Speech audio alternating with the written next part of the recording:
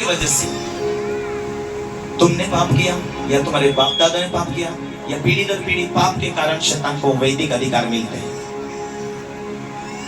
कई परिवार में जब श्राप के बंधन है, उसके वैदिक अधिकार, उसके लक्षण दिखाई देते हैं। उनके जीवन में खुशियां चुरा लिया जाती है। कोई त्योहार आने के टाइम में घटनाएं घटती, ऑटोमेटिक कोई बिल्ली मर जाना, ऑटोमेटिक कोई उनके पालतू कुत्ते मर जाना, बकरियां मर जाना, पालतू जानवर मर जाना, घटनाएं हो जाना, असफल आना। पढ़ाई बहुत अच्छी, लेकिन कोई जॉब लगने के टाइम में कहीं ना कहीं रुकावट।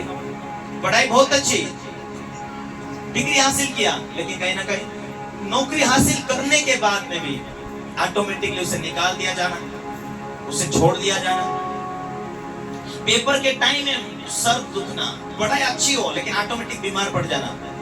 मेरी बीमारी के कारण पढ़ाई नहीं कर सके, मेरी बीमारी के कारण हम दौड़ नहीं सके। ये एक शैतान का एक हक, वैदिक अधिकार होने के नाते वो अपना वैदिक अधिकार है।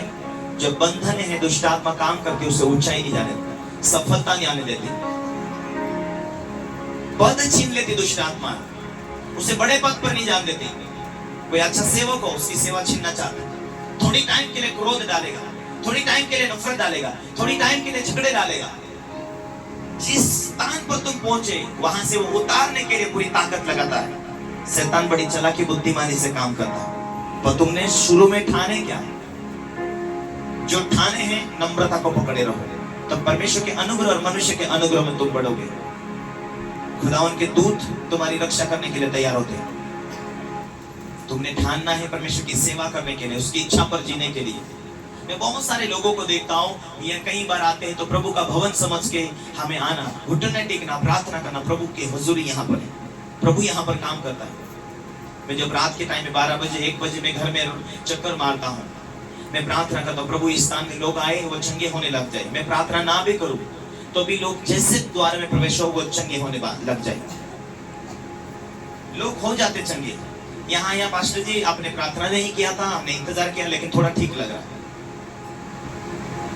सामर्थ्य होती है उस स्थान के ऊपर, सामर्थ्य होती है उस स्थान को बांधा हुआ है कि पवित्र आत्मा तू यहाँ पर काम कर, स्वर्गदूत यहाँ काम कर, लोगों को तू लेकर आए, लोगों को छुए, लोगों को चंगा करे।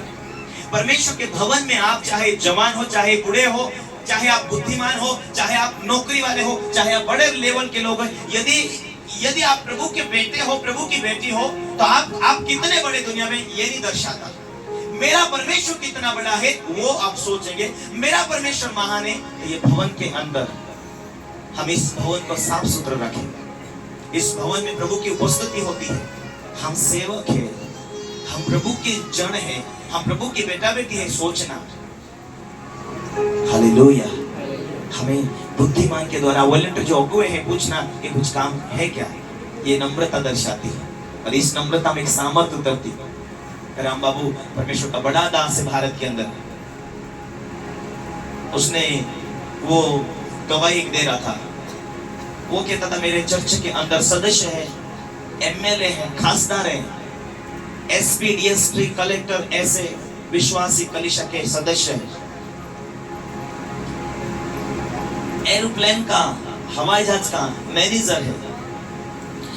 करोड़ों रुपए उनकी, लाखों रुपए उनकी तनख्वाह है। इतने बड़े बुद्धिमान डिग्री वाले लोग बैठते हैं, स्तुति करते हैं, आराधना करते हैं, भेंट देते, ऑफर डालते, निकल जाते। ऐसा नहीं कि मैं इतना बड़ा व्यक्ति हूँ, मैं कुछ हूँ, मैं अपनी गवाही देना चाहता हूँ, मैं अपना नाम दिखाना चाहता हूँ, मैं कौन हूँ। नहीं नहीं नहीं नहीं, हमारा परमेश्वर कौन है, कितना महान है, उसकी उपस्थिति यहाँ है। हमें कोई किसी को पहचानने की जरूरत, हम प्रभु से बात करने के लिए आए, प्रभु से मिलने के लिए आए। हमें मौका मिलना चाहिए काम करने के लिए, हमें प्रभु की सेवा करने के लिए मौका मिलना चाहिए, हमें दुखी लोगों की सेवा करने के लिए टाइम मिलना चाहिए। हम प्रभु की सेवा किस तरीके से करें, हम प्रभु की आराधना किस तरीके से प्रभु को महिमा दें। Hallelujah, hallelujah.